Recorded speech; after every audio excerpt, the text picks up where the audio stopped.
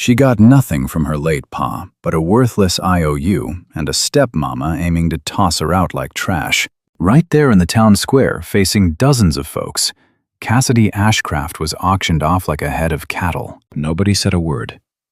Not until a drifter feared across the whole frontier, spurred his horse from the shadows, and made that final bid. He didn't buy her out of charity.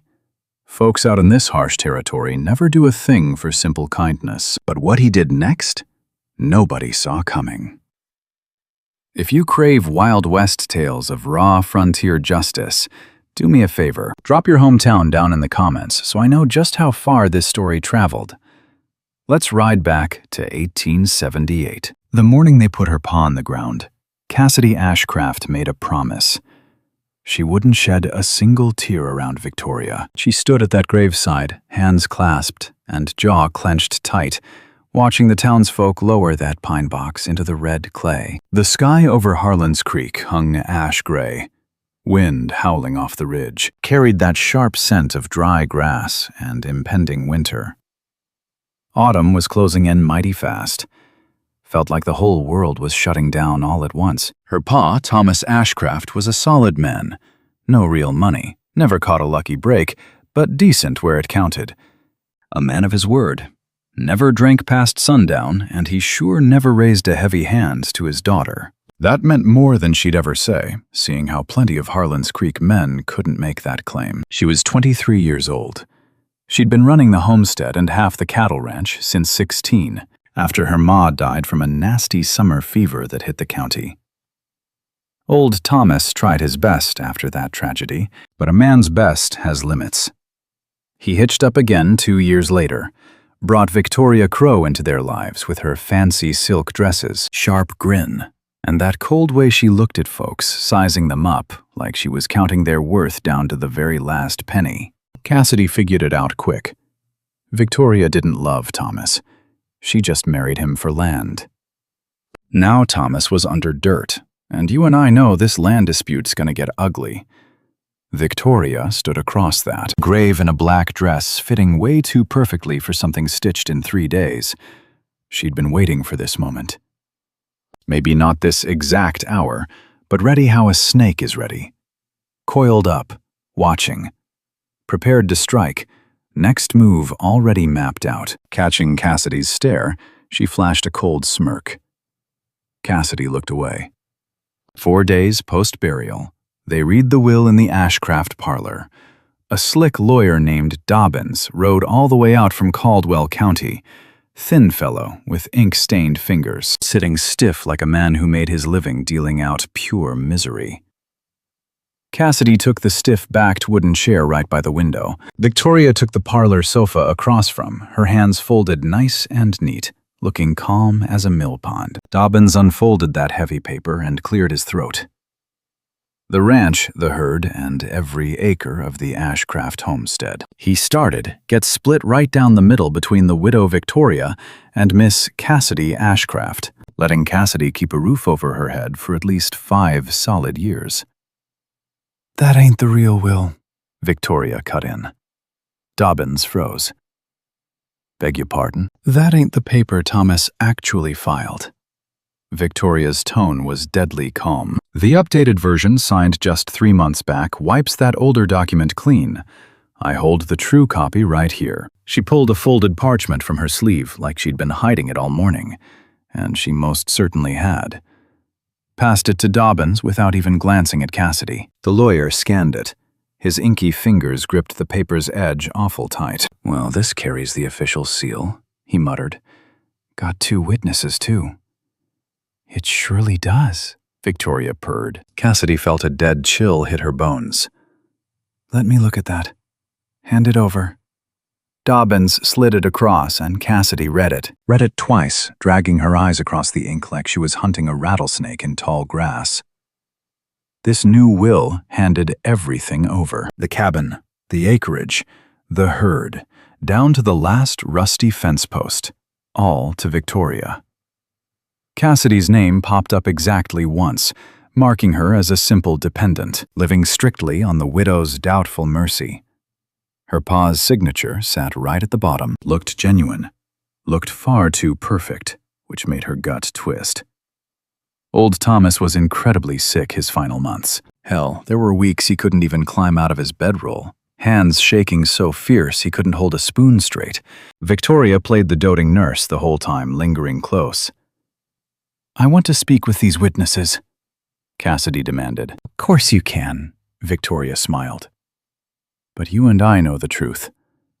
That key witness had already bolted for Wichita." And the other fella muttered, "Well, Mr. Pute is getting on in years. His memory is fading." Cassidy just laid that deed on her knee, keeping her hands steady as stone. "This is forged," she stated flatly. The parlor went dead silent, that heavy, breathless kind of quiet that hits right when a dangerous truth finally sees the light of day. Victoria just tilted her head. "Be careful, Cassidy. My pa wouldn't have cut me out of this ranch. He built it for us both. I know his penmanship, and I know exactly what he intended." "What you know?" Victoria countered, her tone dropping dead cold. "And what you can actually prove in court are two entirely different animals. And right now, you're a 23-year-old girl with no husband, empty pockets, and absolutely zero legal standing in this territory." She shot a sharp look at Dobbins. "Ain't that right?" At least Dobbins had the decency to squirm. "The paperwork appears perfectly valid," he mumbled, choosing his words carefully. "If Miss Ashcroft wishes to fight this will, she'll have to petition the territorial judge over in Caldwell." "Which would take months," Victoria noted, "and drain money she simply doesn't have." She stared Cassidy down with a look posing as pity, though her eyes were as cold and empty as a dried-up riverbed. "I ain't an unreasonable woman. I will give you 2 weeks to make your arrangements." "Arrangements?" Cassidy muttered. "To find some new place to live. Well, she sure found a way to stay busy during those 14 days. Now, you and I both know a frontier girl doesn't just quit." She scoured that homestead, silently combing her pa's study while Victoria slept. Old Thomas Ashcroft was a mighty meticulous man when it came to paperwork. He tracked it all. Cattle head counts, rainfall totals, and the exact day he broke ground in every field. She finally struck gold, finding his private land journal hidden behind a loose plank in his bottom drawer. A beat-up leather book warped by water, packed tight with his neat penmanship. She snuck that ledger up to her bedroom, burning the oil lamp, reading until 2 in the morning. What she uncovered left her frozen in that chair. Her pa had been secretly tracking crooked shifts in the county property records for nearly 3 long years. Fences moving in the dark. Creek access mysteriously reassigned to new owners. Local homesteads swapped around under shady conditions. Old Thomas named names, too. The whole family out west, the Sutter Ranch up north, and Widow Crane's prime acreage, which somehow landed right in Garrison Purcell's greedy hands after she fled the territory real sudden-like. Thomas had been connecting the dots, slow and steady, exposing a scam far bigger than a couple raw deals. He was unearthing a whole crooked machine. Down at the very last page, penned just 6 weeks before he passed, he wrote, "Victoria knows a whole lot more about this Purcell deal than she claims. I never should have married that woman. I don't know how to stop this." Cassidy stared at those words, reading them 4 times. Picture this, friends. She shuts that book, pulling it tight against her chest in the pitch black, listening to the heavy quiet of a home stolen right out from under her. She hid that ledger deep inside the lining of her travel bag. Come hell or high water, she wasn't leaving without it. Those 2 weeks ran dry on a Tuesday. Cassidy marched downstairs, bag fully packed and chin held high, bracing herself for God knows what. Figured there'd be a showdown, maybe. Victoria standing by the door with a freezing goodbye. She hadn't planned for anything worse than that, which was a fatal mistake. 2 rough-looking strangers were planted right there in the parlor. You know the type. Hired muscle. Their nasty business was obvious just from their loose, heavy-handed stance. Blank faces taking up oxygen with that eerie calm of hired guns paid to wait. Meanwhile, Victoria was kicked back at the kitchen table, nursing black coffee. She glanced up right as Cassidy hit the bottom step. "Good," the widow smirked. "You're all packed." "Ready for what?" Cassidy shot back. "I'm leaving." "I made a special arrangement," Victoria interrupted smoothly, "to settle up a portion of your late father's debts." She spat the words, "your father's debts," with a real nasty sharp edge, like she was playing the saint by framing it that way. "What kind of arrangement?" Victoria set her mug down. "There's a local auction in town today. You'll be paraded out alongside a handful of other desperate young women in similar binds. Crushing debts? No folks, no future. Sold off to bachelors needing housemaids or companionship." "You can't be serious," Cassidy gasped. "I'm dead serious." That word, auction, hit the bottom of Cassidy's gut like a jagged rock sinking in a prairie pond, cold ripples spreading through her veins. She knew exactly what Victoria was threatening, crystal clear. But friends, we both know understanding a raw deal ain't the same as surrendering to it, and Cassidy wasn't breaking today. "You can't do this," she growled. Her voice rang stronger than she actually felt. "You cannot sell a human being. Even out here on the frontier, we have laws." "There are debts," Victoria fired back, "and legal papers naming you a dependent of this ranch. That means your sweat and your very flesh count as estate property, strictly speaking." She calmly picked up her brew. "Dobbins sure helped clear things up." "Dobbins is a coward," Cassidy spat. "Dobbins is practical like we all ought to be." Victoria nodded at the door guards. "She won't cause trouble," she told them. "But don't give her the chance. You and I are going right to the town square of Harland's Creek, same spot they sold cattle. Or publicly shamed any fool caught dealing off the bottom of the deck." Cassidy sure felt that insult. 6 women stood up on a rough wooden platform nailed together just that very morning. Cassidy didn't know most of them. One girl, maybe 17, stood there chewing her nails with red, swollen eyes. A woman in her 30s had that dead quiet of somebody who'd already lived through pure hell. 2 frightened sisters just clung to each other, staring hard at the dirt.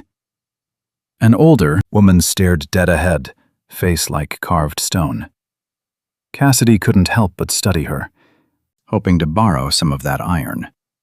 Mostly men down in the dirt.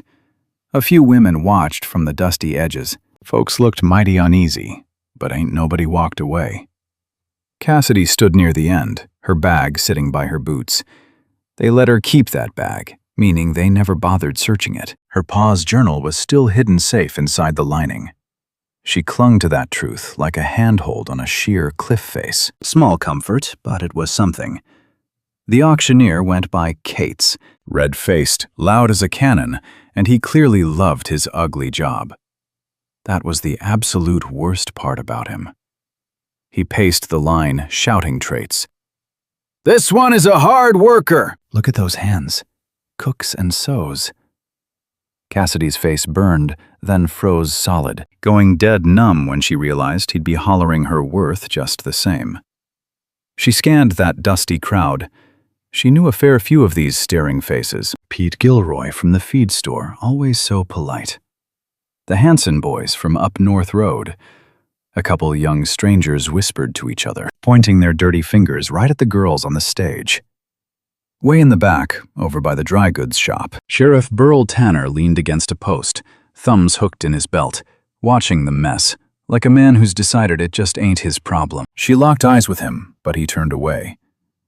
She was raised in this dusty town, bought flour, heavy thread, and lamp oil from every one of them, danced at the very same barn socials, stood in that church doorway come Sunday, walked the same main road her whole life, and not a single soul down there was going to speak up. That truth didn't exactly make her mad.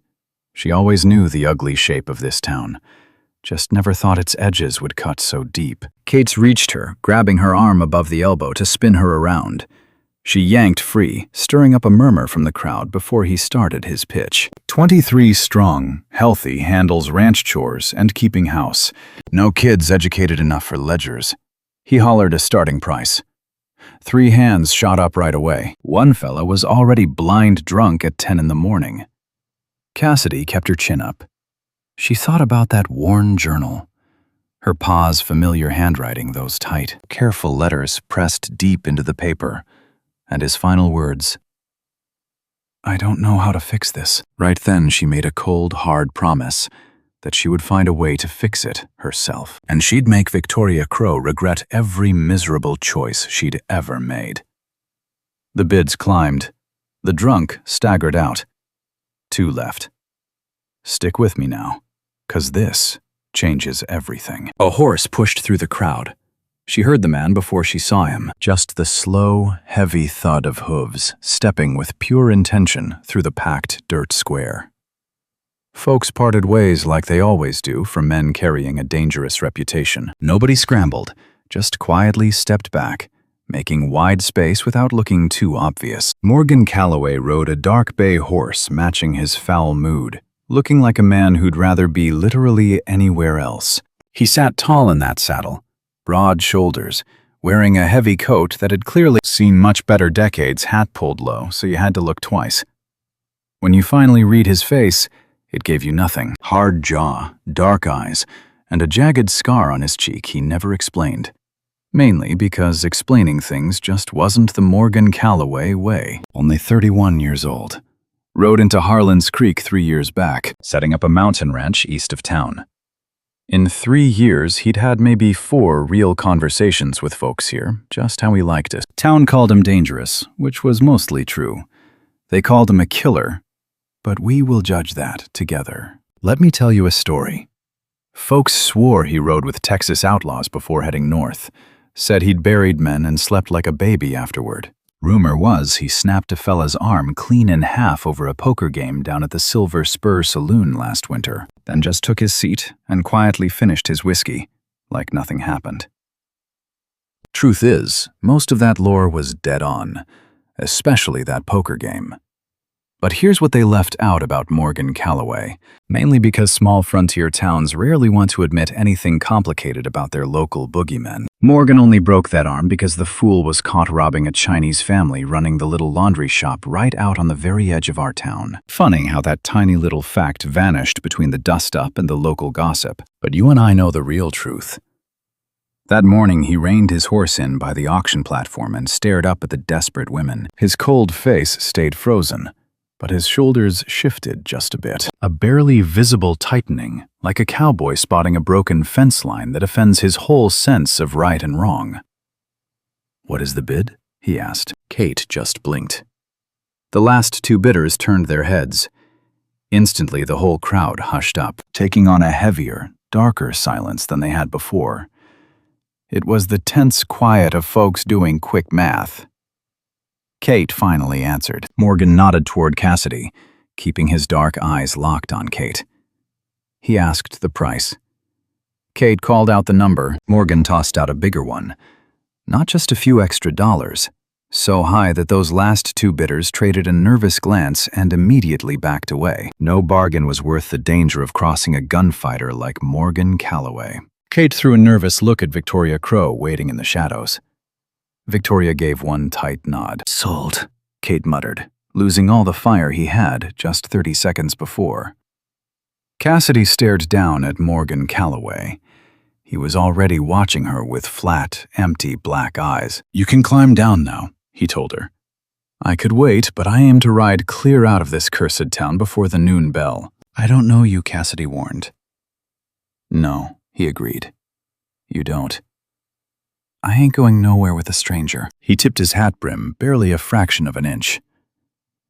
"Your only other choice is staying right here." Cassidy slowly grabbed her travel bag.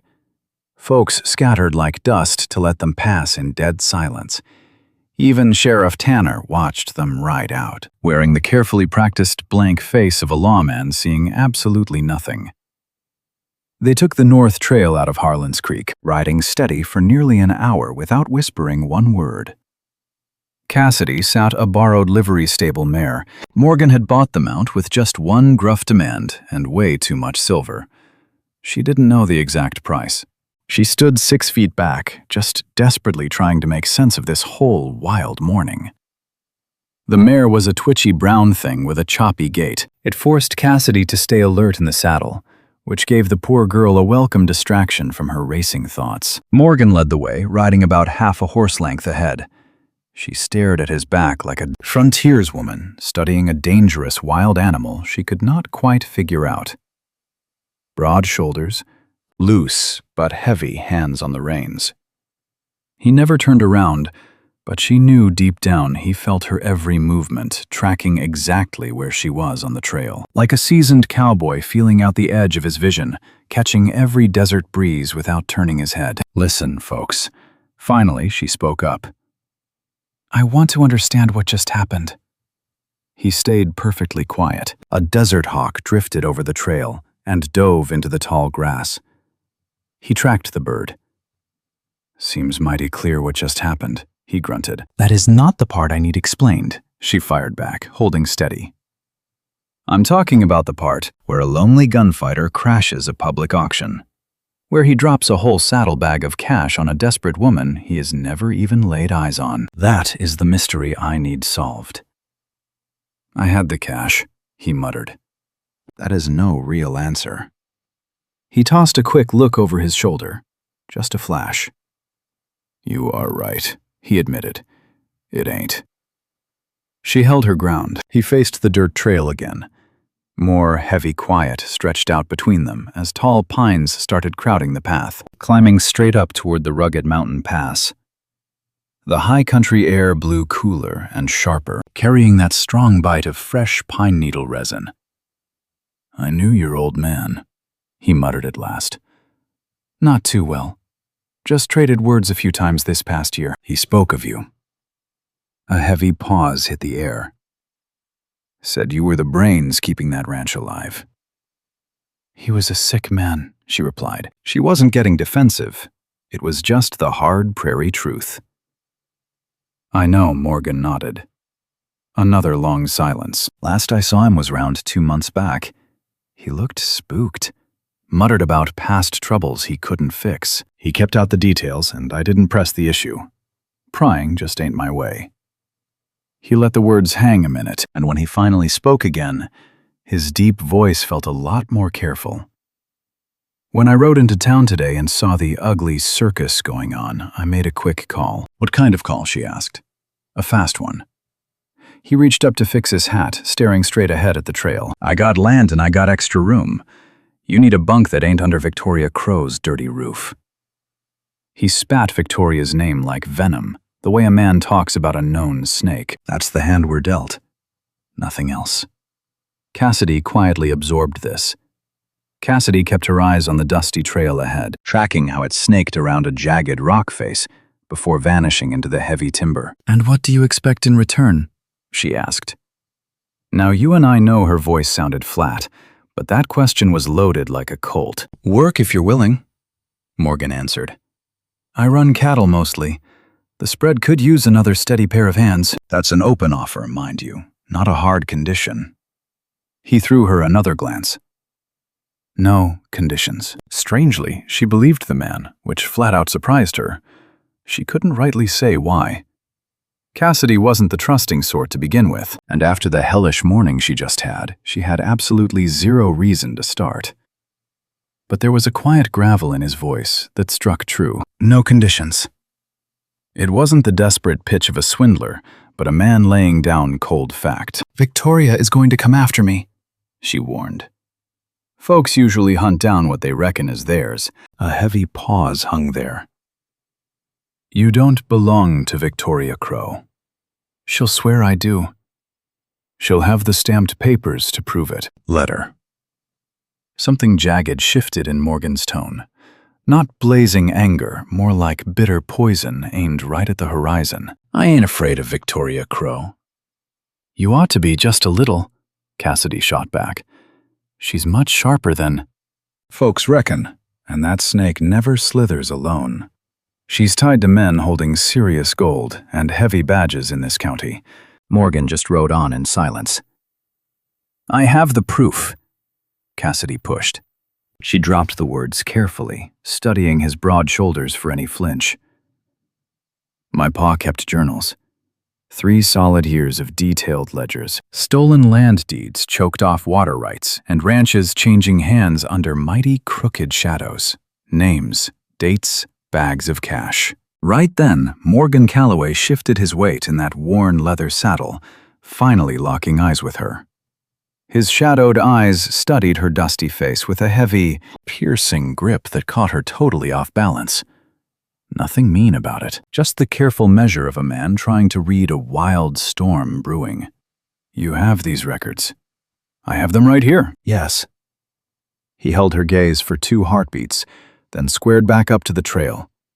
She swore she caught a low sound from him, not a tired sigh, but the quiet grumble of a man thinking, "Of course you do." Well, that changes the game, he muttered. I know. If the dirty names in those pages find out you're holding them, I know that too. Cassidy snapped. I've known the stakes since the day I dug them up. She tightened her leather gloves around the reins. I ain't letting it stop me. Stick with me here, friends. The trail pitched up hard right then, and a biting mountain wind smacked them both square in the jaw. Cassidy's hair whipped loose in the wind. She just shoved it back without breaking her rhythm. She figured she saw Morgan Calloway's mouth twitch. Not a grin. Lord knows if the Cowboy even had one in him, but a flicker of respect. How far out is your spread? She asked. 3 hours, give or take. All right, she nodded. We've got time then. Tell me every dirty secret you know about Garrison Purcell. The Cowboy went dead silent. Purcell. He finally chewed out, weighing the name like a heavy, jagged rock before chucking it. What do you know about the snake? My pa wrote his name down 4 separate bloody times. He rigs the auction block the same one Victoria worked this morning. I reckon he's the devil behind those stolen ranches my pa was chasing. She hesitated. Victoria is just his hired gun, not the boss. Morgan kept his mouth shut for a long, dusty stretch of trail. Heavy timber swallowed them whole, squeezing the trail till the sky was just a pale scar up high. I've tangled with Purcell's riders before, he admitted. Never the man himself. That coward doesn't dirty his own boots. The hooves clopped on. He owns the big bank over in Caldwell. Sits on 3 land boards. Keeps the county sheriff stuffed right in his pocket alongside maybe 2 or 3 local judges, so he's bulletproof around here. But he ain't safe from hard paper evidence dragged before a federal territorial judge. Morgan grunted low in his throat, not saying yes, but not calling her crazy either. Assuming you actually survived to see that gavel fall. That's exactly where the plotting comes in, she fired back, and where I might need your gun, if you're willing. He rode on dead quiet for 30 heavy seconds, dragging it out so long she figured she'd lost him completely to the wind. I never signed up for no bleeding courtroom shootout, he finally mumbled. Mister, you signed up the second you rode into that town square, she countered. No malice in it, just prairie truth. Morgan let that sink in a spell. Yeah, he sighed out. I reckon I did. Just like that, the Calloway spread was perched on a rugged shelf sitting about 2/3 up the belly of that high eastern ridge. Now listen. It was tucked safe behind thick pine slopes on 3 sides, with the southern jaw wide open to God's own valley view. Under the bleeding afternoon light, the ranch looked, well, Cassidy struggled to rope the right word. It looked cradled, like the mountain itself was standing guard. The main bunk was a heavy log cabin built up in rough patches, every new room slammed together a little wilder than the last. Built the way things are when a lone man hammers away with just the spare, tired hours the frontier allows him. Out back sat a weather-beaten barn and a simple wooden chicken coop. Pull up a chair, partner.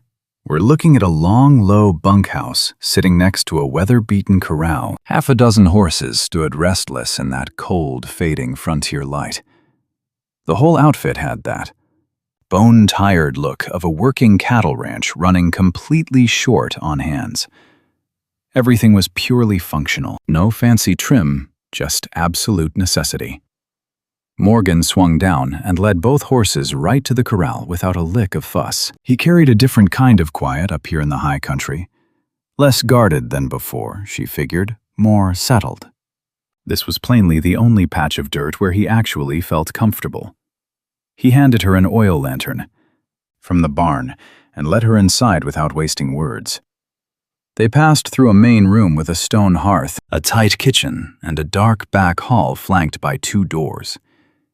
He pushed open the heavy wooden door to the second room, stepping aside. Real plain room.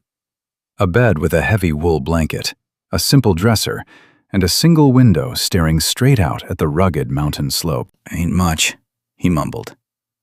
"It's perfect," Cassidy replied, and she meant every word. She stepped to the dresser, dropping her bag on top, and stood with both hands resting on the worn leather. "Grub's in the kitchen," he muttered. "Help yourself." He started turning away. "Calloway?" she called out. He froze. "Thank you. What you did today," she said. "I know what it truly cost you. And I ain't just talking money." She paused. "You came down off your mountain." "Walked right into trouble. Knowin' your reputation, that surely ain't nothin'." He stayed dead quiet for a long second, his broad back still half turned toward her in the gloom. "Don't hang too much weight on it," he grunted. "I just didn't stomach what I was seeing down there." "Still," she insisted. He offered a quick, gruff nod, the sort of curt nod a man gives just to show he heard you speak, before turning and leaving her alone in the room. Cassidy sat on the bed's edge. That thick wool blanket smelled of split cedar and sharp, cold air. Outside, the wild wind was finally picking up off the rocky high ridge, howling down through the tall pines, and she could hear it whistling around the timber corners of the house with a low, steady, lonesome moan. She dug deep into her saddlebag lining and pulled, free her late father's leather-bound journal. She gripped it tight in the dim, flickering lantern light, feeling that scuffed, battered leather under her tired thumbs. Old Thomas Ashcraft had packed that very book for 3 rough years. The man had watched what was happening to honest folks around him, and he'd inked every bitter truth down careful line by steady line, simply because he hadn't known what else to rightly do. "I don't know how to fix this," he had written down. "I do," she whispered out into that cold, empty room. "I surely think I do." She cracked that heavy journal open to the very first page and started reading from the jump, scratching down her own pioneer justice notes in the blank back pages. Tomorrow. She had to grasp it all, every single name, date, and stolen ranch. Because if they were going to build a frontier case sturdy enough for a territorial judge, strong enough to survive whatever dirty tricks Purcell and Victoria tossed their way, she had to know this ledger like the layout of her father's own land, better even.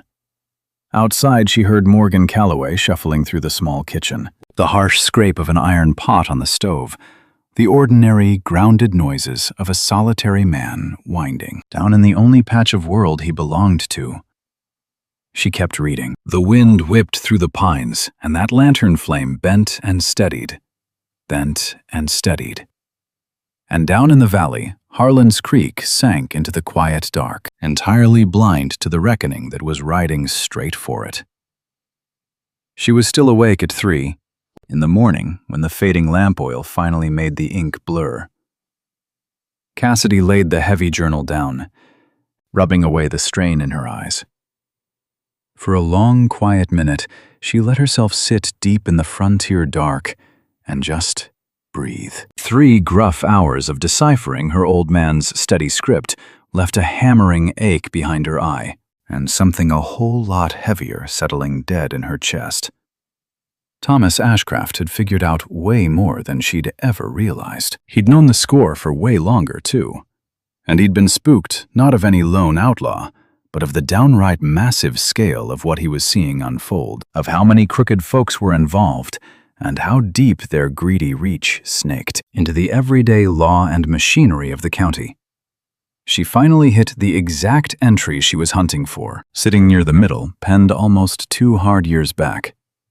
Purcell's rider showed up today, gave no name, said it was purely a courtesy visit, pried to see if I'd considered the offer on the north pasture. I told him, plain and simple, I hadn't made no such offer available. The drifter just smiled, saying, "Sometimes offers ride into town before folks even know they're desperate." I ordered him off my dirt. The coward rode off without a fuss. That's the piece that gets under my skin. He left without an argument. Cassidy read that line twice. "You and I know how the frontier works." She flips to her fresh notes in the back, scratching down. Purcell approached Thomas directly. North pasture land grab 22 months back. Thomas refused. Timeline question. Did that paper forgery happen before or directly after this shady visit? She'd have to untangle that at sunrise. Right now the letters were dancing, and that mountain wind was still howling at the wooden corners of the house. She desperately needed a few solid hours of cowboy sleep if she was going to be worth a damn in the coming fight. Let's step into this story. Shoving that journal under her mattress wasn't exactly a master stroke, but it beat leaving the damn thing out in the open. She stretched out on top of that blanket, boots still strapped to her feet, and passed out cold in under 4 minutes. Come first light, Morgan was already moving. She found him at the stove, coffee pot simmering, 2 tin cups sitting on that wooden table. Could have been plain frontier hospitality, or just a hard-worn habit. She didn't know, and she didn't ask. "Sleep?" he asked. "Some." She sat down, wrapping her cold hands tight around that poured cup. That black coffee was strong enough to start a fistfight. Exactly what she needed. "I finished reading through my father's journal last night," she told him. He turned away from that hot stove. His face wore a look he likely figured was flat, but out here, we call that guarded. "It is way worse than I thought." She set down her cup. "Purcell is running a massive frontier land grab across 3 whole counties. At least that is what my father tracked. He uses fake deeds, made-up debts, and flat-out organized campaigns of pure harassment, damming up water, cutting barbed wire, just slow, mean pressure, trying to force those small cattle operations to sell for pennies. Then those stolen ranches get swallowed into shadow companies all tied straight to his Caldwell bank." She stopped for a breath. "And that crooked auction system Victoria used against me. That is part of his game too. It is how they handle folks who will not walk away from their homesteads. Dependents, heirs. Anyone making that land transfer too much trouble." Morgan pulled a chair out and finally sat down. That was the first time she had seen him take a seat. The night before, he ate his supper on his feet, leaning against the boards like sitting was a luxury meant for someone else. "How many properties?" he asked. "That my father proved 11, but his final entry said there were plenty more he just could not track down." She locked her eyes right onto his. "How long have you owned this ranch?" He barely blinked at that. 3 years. "Anybody try buying you out in that time?" A dark shadow crossed his face. "Once," he told her. 8 months back. Some stranger claimed he worked for a Caldwell County investment group. Real polite. Offered a fair price. "What did you tell him?" "Said no." "Did the man come back?" "No," Morgan muttered. He paused a beat. "But my north fence line got hit about 6 weeks after that visit. Wire was cut clean, not busted. 3 steers wandered 2 miles before I tracked them down." He stared down at that table. "Now you and I know how this works." Cassidy felt all those ugly puzzle pieces snap together. "They sized you up," she said. "Decided you were too much of a fight, then went hunting softer targets." She pictured her poor Pa alone in his study, hands trembling over that paper.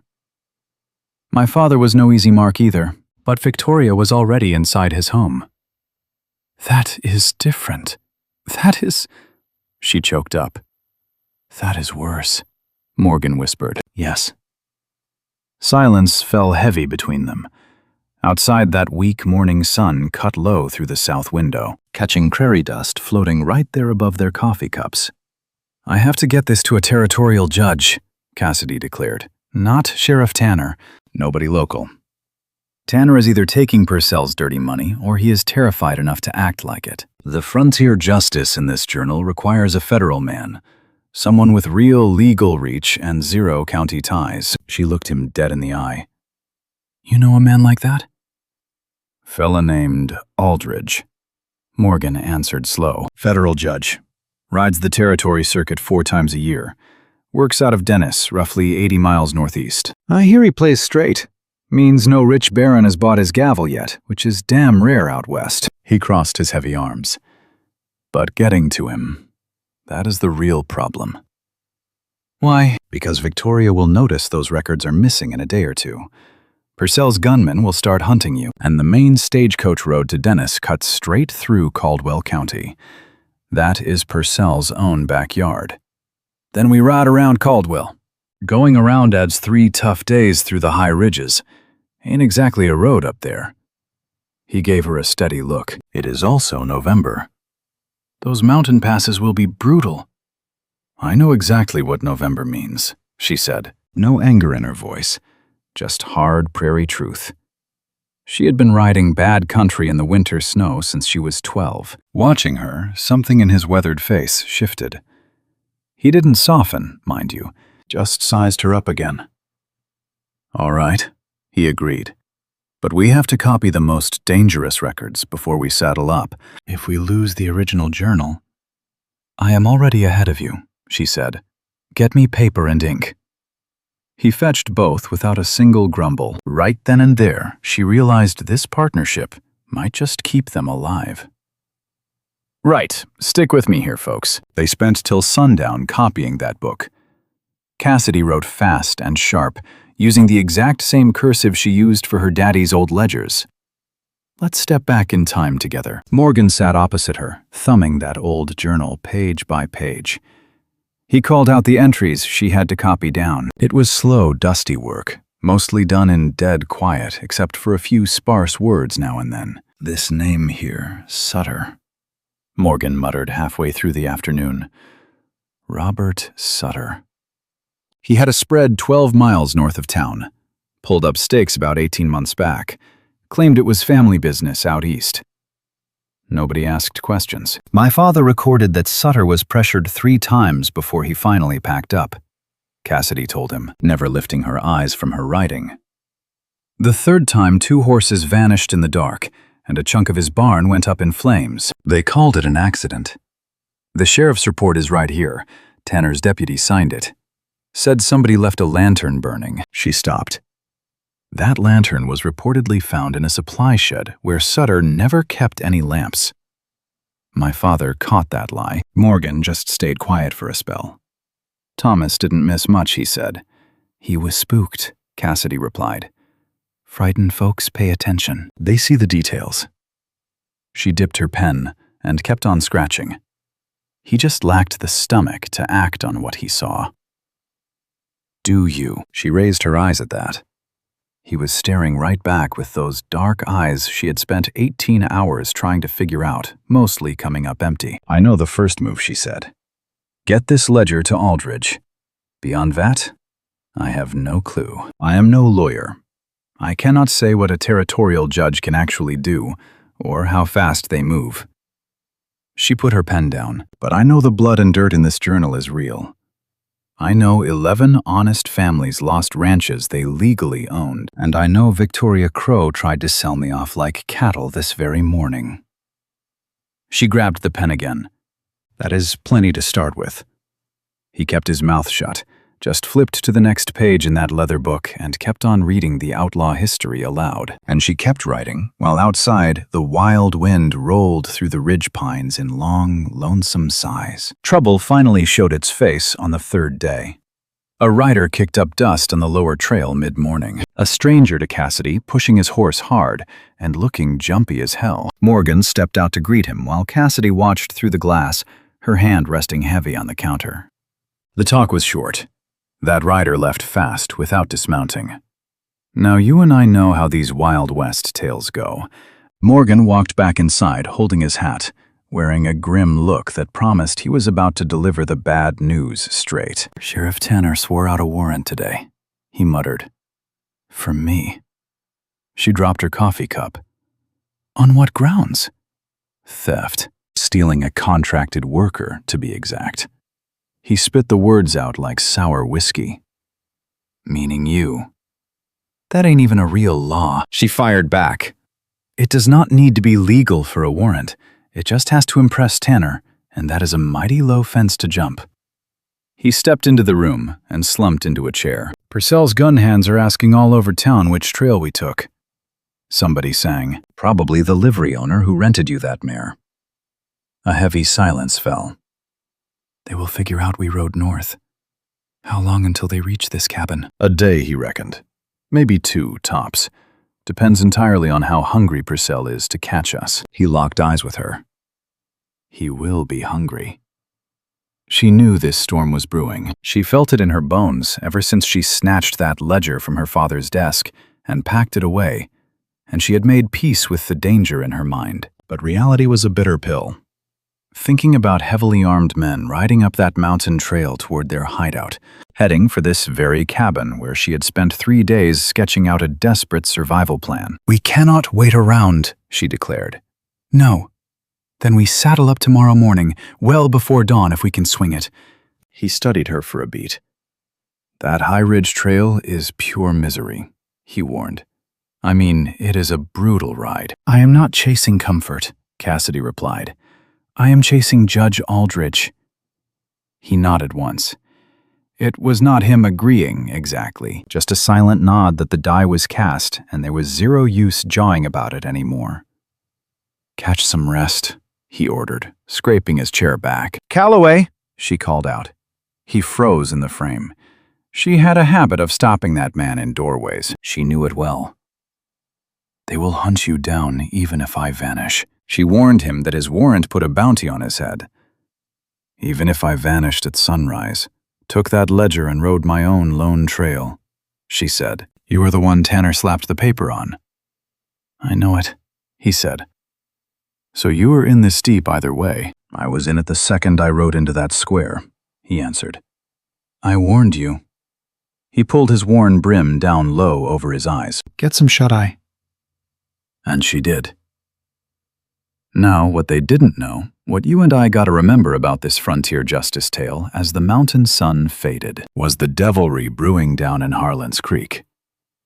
Victoria Crow was never a woman to just let problems fade away. She hunted down threats, weighed them out, and crushed them using the bluntest weapon around, which, in this lawless county, meant a hired gun named Cal Decker. Listen here. Decker ran a small crew Purcell funded which Tanner officially knew nothing about.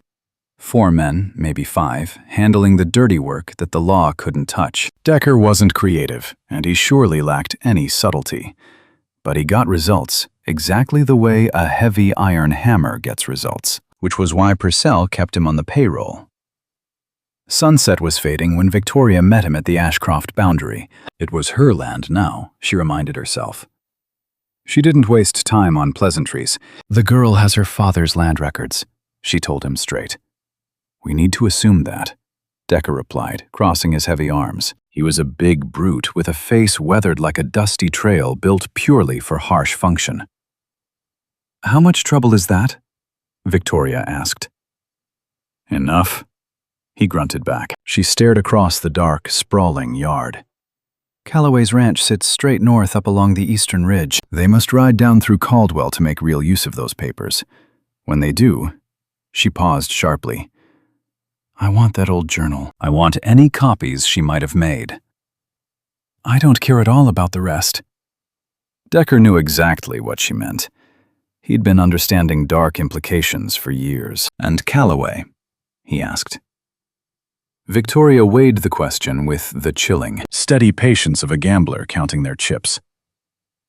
Calloway is a wanted man, she said. Tanner's warrant covers whatever ugly business becomes necessary. She stepped back indoors. Decker returned to his crew, and Harland's Creek slipped quietly into the night. Meanwhile, High up on the ridge, Cassidy Ashcroft slept with her daddy's dusty ledger jammed right under her mattress, her mind swimming with names, dates, and the risky hardening plan she wasn't altogether sure she could actually pull off. That freezing mountain cradled the ranch tight. Down below in the valley, those wicked wheels Victoria set spinning were already picking up speed. They rode out before sunrise. Morgan had both horses saddled by 4 o'clock in the morning, bags packed with enough grub for 4 harsh days, and single bedrolls. Not one spare item. Cassidy stepped off the porch, a bag slung over her shoulder, those forged documents wrapped tight in oilskin and tucked inside her heavy coat right against her ribs. The precious originals rested inside that old journal, riding in the leather saddlebag closest to her right hand. She wisely decided to split them. If disaster struck one bundle, the other might just survive. It surely wasn't a perfect fix, but it was the only card she held. That biting chill smacked her the second she stepped outdoors, a heavy windless freeze drifting off the ridge, pressing down on the whole world like a giant invisible iron hand. Her breath instantly plumed white. The restless mounts shifted and stamped, their heavy breaths fogging too. For a fleeting second, that pitch-black yard filled up with tiny, drifting white clouds. Morgan silently handed her the mare's reins, and she mounted up. He checked his own horse's cinch with the blind thoroughness of a cowboy who had learned the hard way what a loose saddle costs a man, then swung himself up. The pair rode out from the yard into the thick timber long before the first hint of gray light ever kissed that eastern sky. That brutal ridge route proved exactly as tough as he claimed, and noticeably worse than she had braced for. The rough path, calling it a trail, was generous. It wound through rugged country that was steep in a deeply exhausting way. Not truly vertical, but relentlessly slanted. It was the sort of unforgiving terrain that set your legs ablaze, even in the saddle, from bracing against that harsh grade.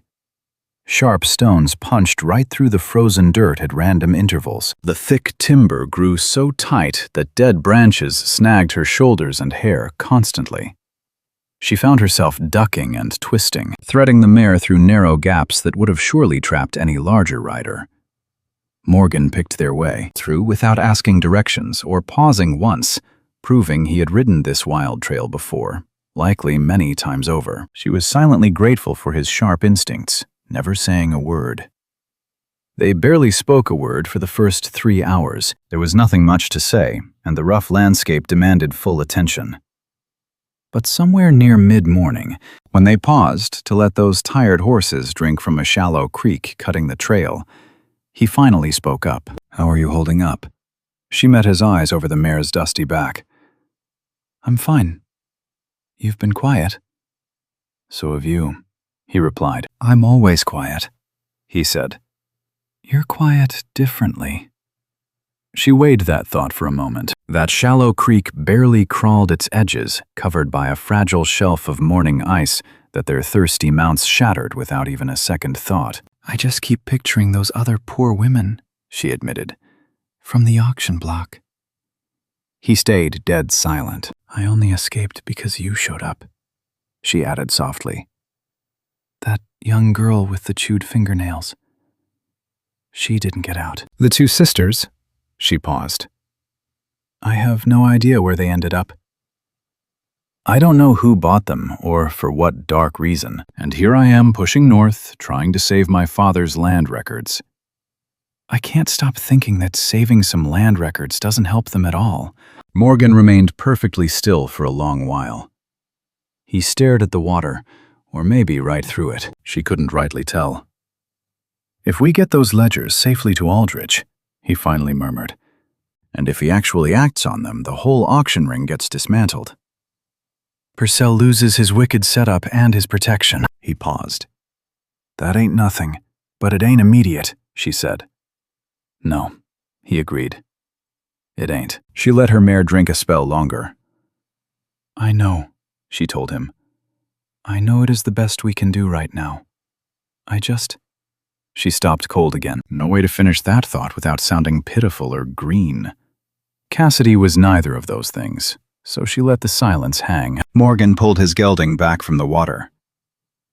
"When this is over," he said, speaking with a heavy care that proved he had weighed every word, "there will be room to push for more. Expose this outlaw network, and the law can finally prosecute them properly. All of it, not just the land grabs." She eyed him. "You say when like you are sure." "I am not sure of anything," he replied. "But doubting it just makes me miserable, and we still have plenty of hard riding left." She almost let out a laugh at that. That surprised her. Not the laugh itself, but the fact that a hardened man like Morgan could draw one out. They rode on. "Let me paint you a picture." Red Bluff Pass opened up come early afternoon, a tight, mean corridor between two towering rock walls that squeezed the western trail dangerously thin. Those jagged stone bluffs rose roughly 60 feet on either side, bleeding red sandstone streaked with dark, heavy water stains. The crowns sat ragged and busted, chewed apart by bitter frost over countless harsh frontier winters. The trail through the gut was barely 12 feet wide at its tightest. The eastern edge held a deadly drop, plunging 40 feet straight down into a tangled, scrubby ravine. Cassidy hated the sight of it instantly. Her gut twisted. "Is there another way through?" she asked him. "Not unless you want to lose 2 days," Morgan muttered. He was staring at the bluffs with that cold, focused stare she knew meant he was calculating pure trouble. "We can clear it in 20 minutes if we spur them." Cassidy kept her eyes locked on the treacherous high crests rising on both sides. The high stone sat jagged and wild, perfect ambush cover. Way too much cover for a pass that was already a deadly natural choke point.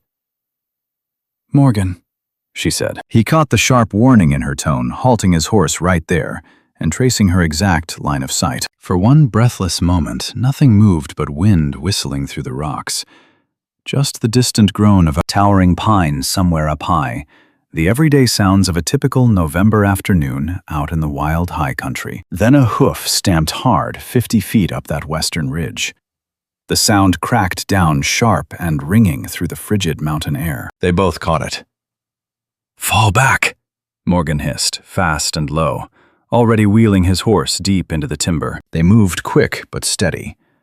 Blind panic only makes noise in the brush, so they moved swiftly and deliberately, melting right back into the heavy timberline, putting thick pine trunks between them and the open kill zone. Cassidy's heart hammered like an anvil against her ribs, but she focused purely on keeping her mare dead quiet and her breathing smooth. Morgan drew up beside her in a shadowy gap caught between two massive pines. He already held his Winchester rifle ready. She never even saw his hand move. He tracked the high bluffs like a hawk. "How many?" she whispered. "Cannot rightly tell yet." He watched for 10 solid seconds. At least 2 on the western side. "They held the high ground long before we arrived. They knew our trail. Hell, they had to." His jaw set tight as iron. Some local rat told them about this ridge route, or they scouted it early. He shot her a dark glance. Either way, that ambush was fully laid before we ever showed up. This was no accident. Cassidy thought back on that lone rider from 3 days ago, the young buck who galloped up delivering news of the lawman's warrant. She knew exactly how fast whispered secrets traveled through isolated frontier outposts. Now think about how many folks in Harland's Creek knew Morgan Calloway's favorite trails over that ridge. "How many guns does Decker run?" she pressed. 4, usually. Sometimes more if that snake Purcell is funding a special job. Morgan stared hard at the jagged bluff top once again. This sure feels like a special job. The deadly pass stretching out before them lay completely silent. Too damn quiet, the way a canyon feels when hunters are hiding in the rocks, holding their breath. "If we turn back, we ride right into the men watching our back trail," she reasoned, working the puzzle out loud. "If we push into the pass, we get slaughtered right under their rifles." "Yeah, so we have got to make them come down." He looked at her sideways. Or we just rearrange the local geography. Cassidy eyed the high bluffs, then studied the steep slope crowning the western rocks, where the jagged ridge climbed another 100 feet before going flat. The stone up high hung loose and rotting, even from the timber. She saw where savage winter frost had gnawed away the upper cliff face. Deep cracks split the rock, massive slabs shifting and settling after long decades of harsh freezing and thawing. Below that loose rock, the western cliff formed a steep natural funnel sliding directly into the pass. Suddenly, Cassidy understood exactly what rearranging the geography meant. If something massive crashed down from that upper slope, she muttered slowly, hitting the top of that western crest. It flushes those bushwhackers right down into the kill zone. Morgan finished, his eyes gleaming as he pictured it. You see the play here. Tear the high ground away, giving them a clean gap to escape along the eastern ridge. Assuming we time it perfect. Assuming that, she agreed. Morgan met her eyes steady. That is one hell of a rock slide you are describing. We would have to climb high above them unseen. And we need a mighty strong way to bust that upper cliff face loose. That higher rock face is already mighty unsteady, she said. Anyone could see it from here. Winter frost had it cracked clean along the grain. Wouldn't take much at all. Just one good strike near that main crack. She caught herself sounding like some fancy city engineer. Out here in the territory, this wasn't no math problem. This was a deadly ambush, with gunmen up on a ridge and a straight 40-foot drop down to the side. Can you make it up to that high ridge without those gunmen spotting you? There's an old deer trail cutting up the east side, he drawled slowly. Loops around behind that eastern rock pile and spits you out right above the western bluff. I've ridden it before. The cowboy fell dead quiet for a spell.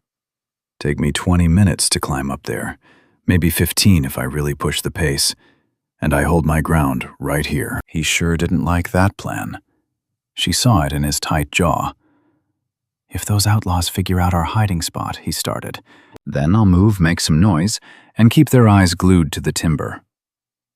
She told him flat out, I grew up in this rugged frontier country. I know how to slip around unseen. She looked the man dead in the eye. You're a much better rifle shot from up high than I am. That ain't an argument. It's just the plain truth. It was gospel truth, and both folks knew it. He proved that yesterday, dropping a jackrabbit at 70 yards like it was nothing but Sunday chores. Now, she was plenty handy with a long gun herself, but she sure wasn't Morgan Calloway holding a Winchester.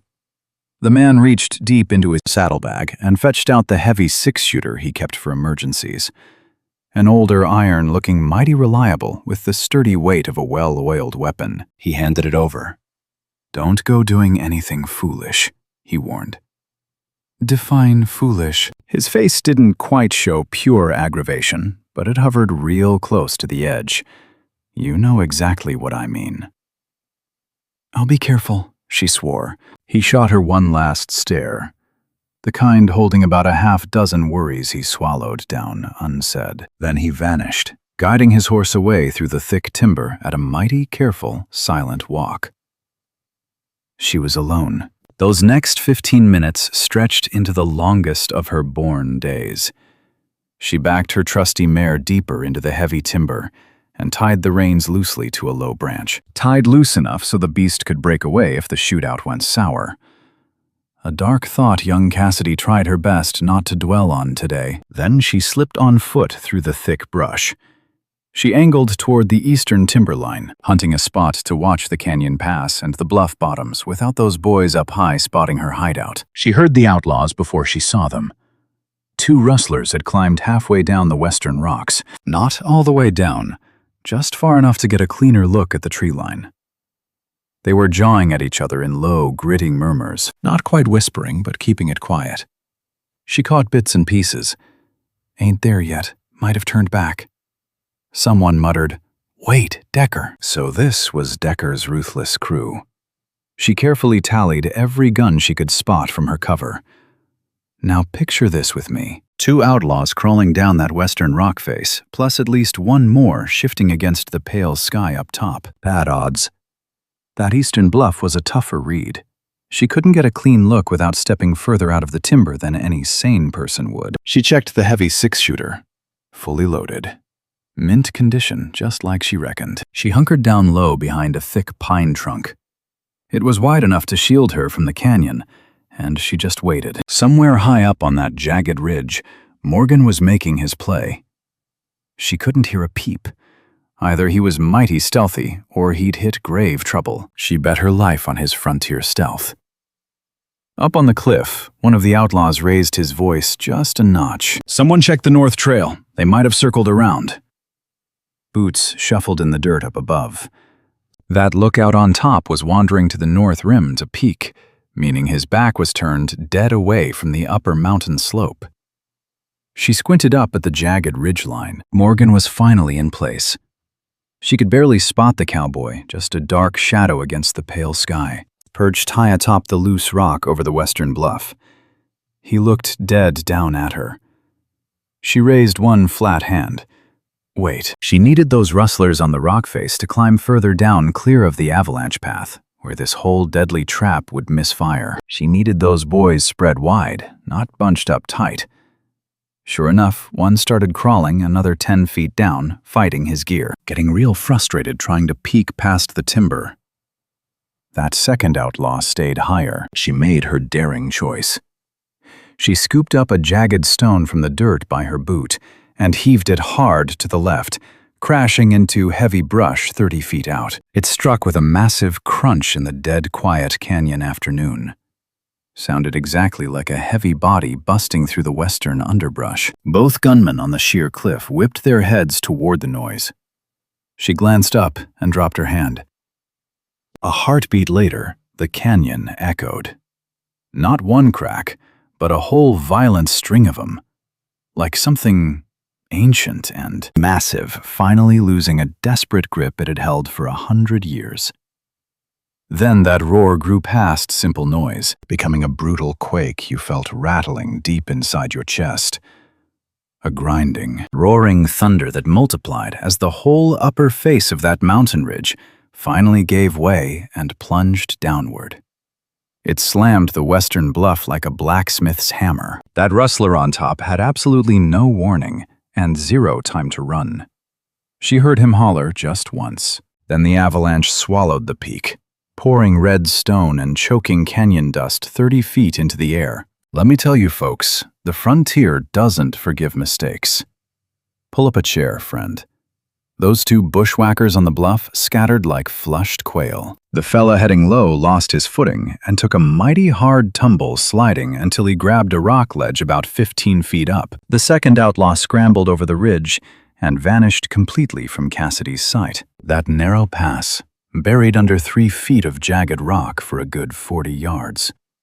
Before the dust even settled, Cassidy heard Morgan tearing along the high ridge, his horse smashing through the thick brush up top. He pushed down the east slope at a dangerous breakneck speed, busting out onto the main trail just south of where the fresh rock slide had hit. She was already hustling to meet him, yanking her mare by the reins, sprinting through the trees on pure, desperate instinct. She hadn't even planned to run. Her boots just moved. "East side," he warned, pulling up right beside her. "One man, maybe two. They ain't on the bluff. They're on the trail tracking us." "How far back?" "Close enough." He reached down, grabbing her arm. She shoved her boot into his empty stirrup and hauled herself onto the mare. It sure wasn't pretty, but out here, pretty doesn't keep you breathing. "Move." She moved. They spurred into a dead gallop through the eastern gap. It was maybe 6 feet wide, squeezed between rock piles and the sheer bluff, totally slick with treacherous, loose stones. The mare misstepped and stumbled hard. Cassidy felt her stomach plummet right into her boots before the brave horse found her footing again. Then they blasted out the other side, hitting the wide-open, downhill trail heading straight north toward the sprawling lower country. Far behind them, "Now listen here, friend." From back in that pass, she heard shouting. Decker's outlaw gang was scrambling, totally confused by their ruined ambush. She never looked back, just pressed low against the mare's neck and rode hard. They put 6 dusty miles between them and Red Bluff. Morgan finally pulled up on a flat ridge where he could watch their back trail for a good long ways. He sat perfectly still in the saddle, watching that trail for 2 solid minutes. Not a single thing stirred. Cassidy rode up beside him, suddenly realizing her hands were trembling. Just a quiet shake. She knew it would fade in a few minutes, once the fierce rush of surviving that shootout finally drained out of her veins. Truth is, she had been shaking for a mile, refusing to acknowledge it until now. Clear, Morgan muttered. For now. For now, he agreed, turning his steely gaze her way. His duster was caked in pale rock dust.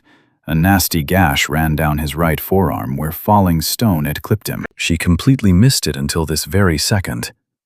That dark fabric hid the blood perfectly, unless the harsh sunlight hit it just right. "You're hurt," she told him. He stared at it like it belonged to someone else. Not deep, needs cleaning. When we make camp tonight, he kept scanning their back trail. That constant watching proved his all clear was just cowboy habit, not a hard guarantee. "You threw that rock?" "Yes, to split their attention." "Yes." He stayed dead quiet. "Good thinking," he said. Coming from Morgan Calloway, she knew that was basically a grand, heartfelt speech of praise from anyone else. "Good shooting," she fired back, or whatever you call starting a rock slide. "I mostly shoved the right boulder and dodged out of the way real fast," he answered. He glanced at his bleeding arm, deciding it still wasn't important enough. "We have maybe 4 hours of good daylight left. If we ride hard, we hit the low country by nightfall, clear of these ridges." "Then let's ride hard," she told him. She instinctively patted her coat, checking that wrapped package tucked tight against her ribs. Thank heavens it was still right there. That precious journal sat in her saddlebag. She felt its heavy truth bouncing every time her brave mare took a stride. A quiet, steady weight against her right leg. They had survived that deadly canyon. They held the proof. They had a name. Aldridge.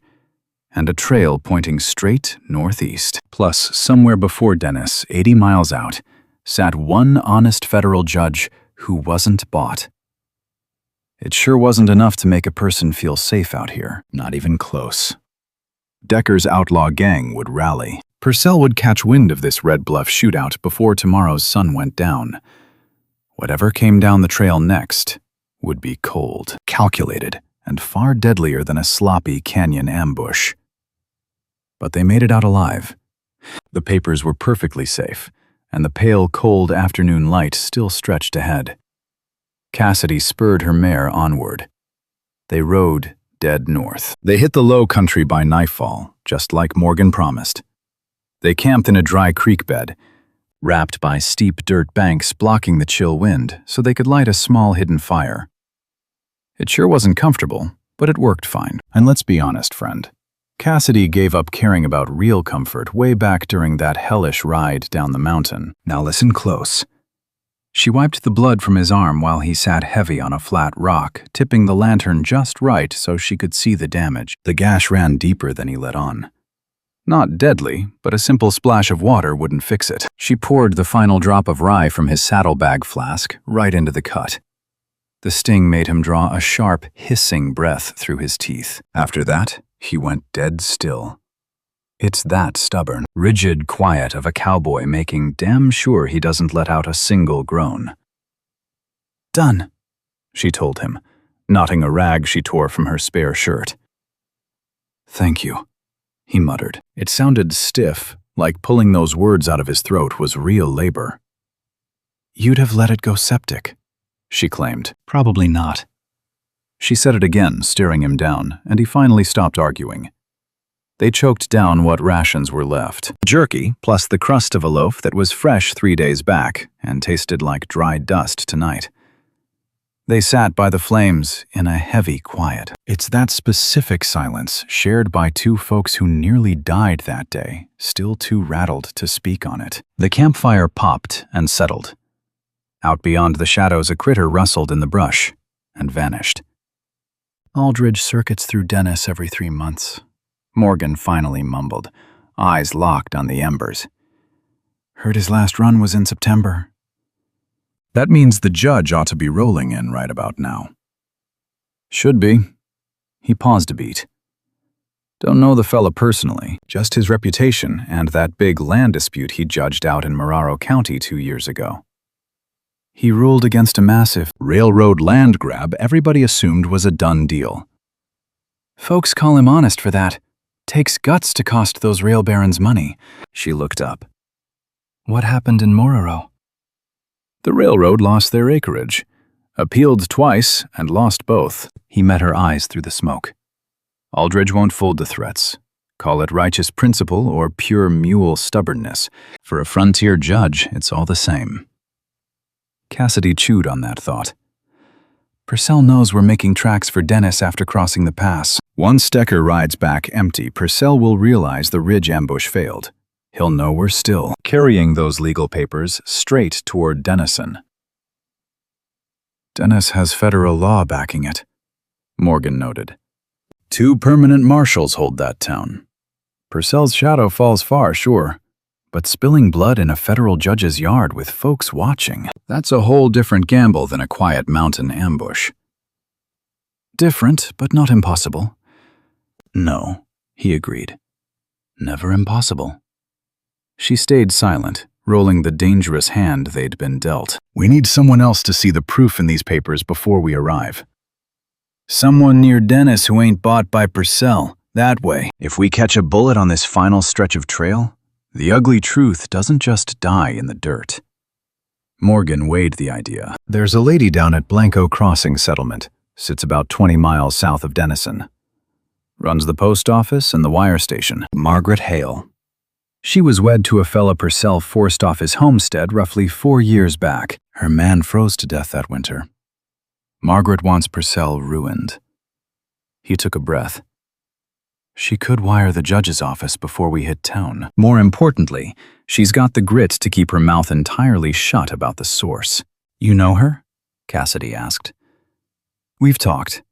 She never forgets a crooked debt. Cassidy just stared at the gunslinger. You sure know a crowd for a lone wolf who hates chatting. A flicker crossed his face, not quite a grin, but drifting through that same neighborhood. I talk to folks, he murmured. I just keep it brief and mighty rare. She let that comment hang. The campfire burned down low. Picture this. Up above the ridge, the night sky was choking with bright stars. That icy high country November air is so piercing it makes a soul feel uneasy. Get some shut-eye, he ordered.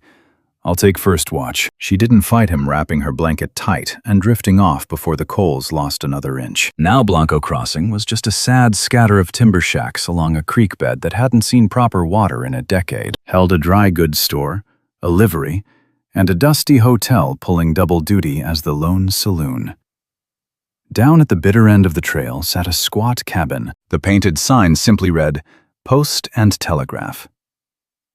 Margaret Hale was pushing 55, hair like spun iron, wearing a face carved out by prairie wind and hard sorrow. Not cruel, mind you, but solid and unmoving as granite. You could tell some heavy storms had beaten down on her, and she wasn't bending for anyone ever again. She eyed Morgan walking in studied Cassidy, then glared back at him. You look worse than normal, she noted. Been a rough ride, Morgan replied. Heard rumors of an ambush up at Red Bluff Pass. Her tone was dead flat as she stepped behind the counter. Gossip rides faster than Mustangs in this territory. You'd think folks had better business to mind. The old woman finally sized Cassidy up. You're Thomas Ashcroft's girl. Cassidy nodded. I knew him, Margaret added. Not well. Let me tell you, it all connects. He rode through here 2 years ago, sniffing around my stolen land deed. I gave him the ugly truth. Picture this. She slapped her palms flat on that counter, claiming she'd waited 2 long years for someone to finally weaponize that information. I'd nearly given up. Morgan cut in, demanding a telegraph to Aldridge's office, fast, before they even hit town. Margaret nodded hard. He needs to know what we're hauling and who sent it. That way if we die on the trail, someone else knows. She was already yanking out a telegraph pad. "Jot down your message. I'll code it up so it won't spook any crooked lawmen snooping on the wire." Cassidy scribbled it down. No names or deep details, just the bone truth. Ironclad proof of a massive land grab. 3 whole counties documented, arriving within 48 hours, demanding an immediate sit-down. She signed her name alongside Thomas Ashcraft, stared at that paper a good second, then added, 11 ruined pioneer families. Maybe more. She slid it across the timber to Margaret, who read the whole thing stone-faced before looking up. "I'll shoot this through the wire within the hour," she promised. Aldridge's clerk is a young fella named F.S.Y. Solid kid. She stopped. "You folks grabbing grub before riding out?" Cassidy glanced at Morgan. He looked exactly like a drifter surviving on jerky and stale crusts for 4 brutal days, because he was. "Yes," Cassidy said. "Now you and I both know the plains can be unforgiving." They rode into Dennis the next afternoon under a sky that finally burst wide open 3 miles out. A bone-chilling, needle-thin rain that wasn't exactly sleet, but was sure trying to be. Cassidy's heavy duster was drenched clean through before they even hit Main Street, but that oilskin package tucked against her chest was bone dry, which was the only surviving thing that truly mattered right then. The federal courthouse loomed dead ahead at the north end of Dennison's main drag, a real brick-and-mortar giant. 2 stories of pure arrogance built just to remind the wild. Territory that Washington's authority lived here, and it couldn't be bought, bribed, or reasoned with. In theory, anyway. A young fella stood out on those steps. Barely 25, skinny-looking like a man who'd stood in the downpour so long. He stopped being mad and was just plainly soaked. "Miss Ashcraft?" he called out. "I'm FSY. Judge Aldridge is expecting you." He shot Morgan that dead-eyed, neutral stare of a man who already knew all about the active warrant.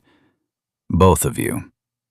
They tracked him inside. Now Judge Aldridge was nothing like the Titan Cassidy had pictured during 4 grueling days in the saddle. She'd naturally imagined a towering, silver-haired frontier legend, a walking monument to Western law and order. What she actually walked in on was a stout, round-faced fellow of about 60, with brass spectacles shoved way up his forehead and fresh ink smeared across his knuckles, carrying that mildly annoyed look of a man interrupted right in the middle of a job he much preferred. He was anchored behind a massive oak desk, drowning in case files. Didn't even stand up when they walked in.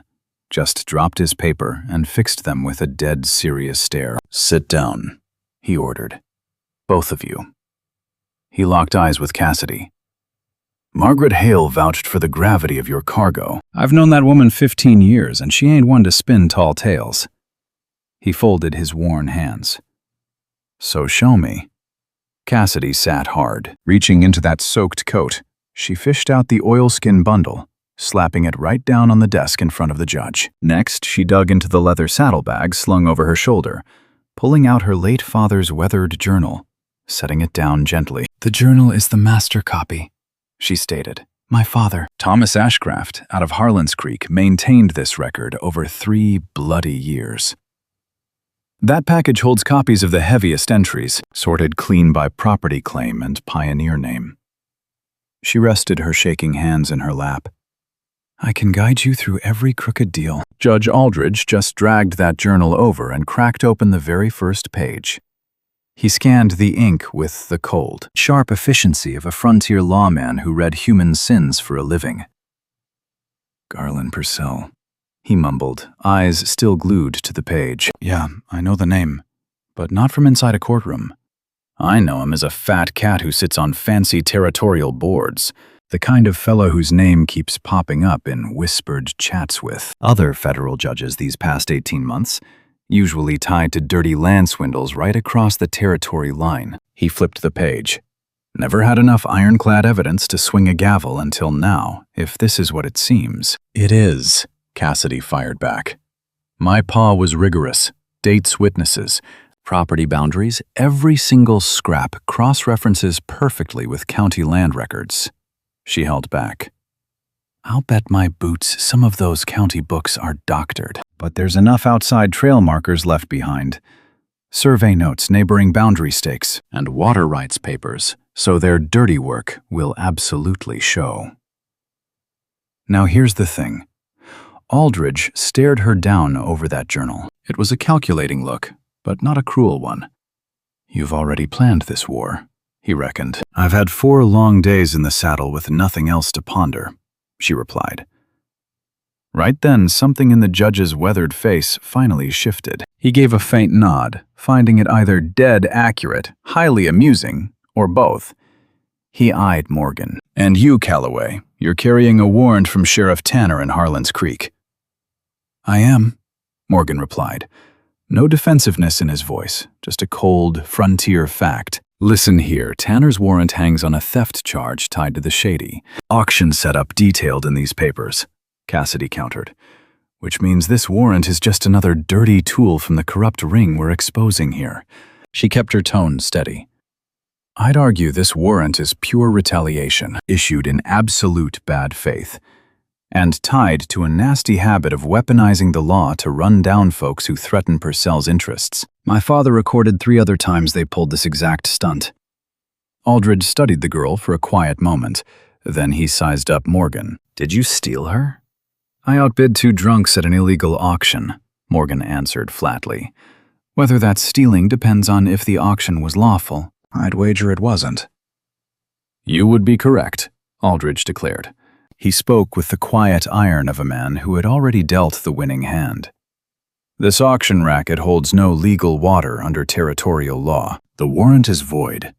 He scribbled a quick note on the legal pad sitting to his left. I'll have papers drawn up by morning. Cassidy exhaled a slow, shaky breath. She hadn't realized how tightly she was coiled for a shootout until that heavy tension finally snapped. Purcell is going to fight this, she warned.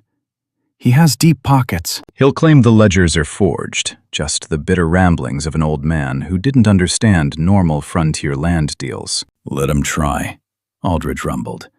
That is exactly what a courtroom is for. He shut the dusty journal with care. I'll need sworn testimony from both of you, and I am issuing court summons to Purcell, to Mrs. Victoria Ashcraft, and to Sheriff Tanner. I'm also demanding a 5-year review of all county land records. An independent federal examiner will run it, nobody on the local payroll. He locked eyes with her. This will take time. Several months at minimum, maybe much longer. I know, she murmured softly. Meanwhile, Purcell will know we're coming for him. He'll maneuver. He'll scheme either way, she fired back. He's been playing dirty for 3 years. The difference today is that a man with actual federal authority finally knows his game. Aldridge studied her for a long, quiet minute. Your daddy raised you to think straight, he noted softly. That struck a chord deep inside her chest. She kept her expression like carved stone. He taught me to pay attention. Thinking clearly just came from pure survival. Now, stick with me here. What happened next dragged with the brutal, grinding slowness of formal frontier justice, meaning it crawled too slow for Cassidy's liking, yet struck faster than Purcell ever saw coming. The federal marshals served his summons in Caldwell on a bright Thursday morning. 2 heavy-handed federal badge-wearers walked it right in, and they sure weren't told to be subtle. Making a scene was exactly what Aldridge wanted. A loud, public signal that the corrupt umbrella Purcell hid under for years was finally ripped clean away. Purcell's very first move, highly predictable. He hired 4 slick city lawyers from the territorial capital and blasted out a statement, calling the whole thing a political witch hunt against a beloved local businessman. That statement sounded polished as a silver dollar, without containing one single speck of truth.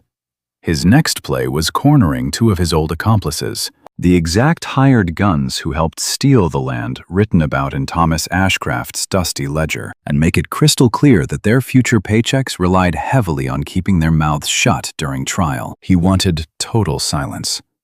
But he completely misjudged how fast a man's greed turns to pure terror once the federal government rides into town, so he got something entirely different. The first rat to jump ship and sing to the feds was a property broker named Ash. This fella had been slipping forged deeds under the table for Purcell for a good many years. Now Ash had ridden this trail long enough to know that a two-timing snake like Purcell, when finally trapped, always threw his lowest-ranking men to the wolves. And Ash rightly figured he was next on the chopping block. He knocked on Aldridge's door exactly 8 days after those summons went out. The second defector was Victoria's personal lawyer, the very man who rigged up those auction deals to look perfectly legal, or awfully close to it. He didn't confess out of guilt, but because during the federal audit of those dusty county books, he realized Purcell had rigged the transactions to leave the lawyer holding the bag while shielding his own skin entirely. You see, folks, this was a dirty trick Purcell had pulled before. The lawyer's testimony on the auction scheme was as FSY related back to Cassidy, shockingly detailed. Sheriff Tanner pinned down his star and resigned on the 11th day. Let me tell you, he handed his resignation to the county board for personal reasons. Nobody bought that. He vanished from Harland's Creek within 48 hours, refusing to help those federal investigators at all. But him running off stripped away the very shield keeping Purcell's local rackets going, which turned out just about as handy. Victoria was a whole other beast. Cassidy always figured that a woman like Victoria would never just fold up.